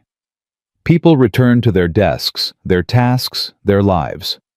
The operations hub emptied until only Marcus and Emma remained standing by the window, watching the city lights begin to flicker on. "Daddy." "Yeah." "Can we go home now?" "Yeah, let's go home." He took her hand and led her toward the elevator. As they walked, he passed the spot where he had stood a year ago, mop in hand, invisible, dismissed, certain that his voice would never be heard. He wasn't that person anymore. He was a father, an engineer, a director, a man who had learned that hiding wasn't protection, that invisibility wasn't safety, that being seen was worth the risk of being judged. And he had an 8-year-old daughter who had taught him all of that simply by believing in him when no one else would. The elevator doors opened. Marcus and Emma stepped inside. "Daddy." "Yeah, sweetheart. I love you." "I love you too, Emma. More than anything in the world." The doors closed. The elevator descended. And Marcus Webb, former janitor, current director, forever father, went home with his daughter, carrying nothing but the knowledge that he had finally become the man his wife had always believed he could be. Because in the end, that was the only truth that mattered. No one is just anything. Every person contains world's hidden depths, unexpected gifts, capabilities waiting to be recognized by anyone willing to pay attention.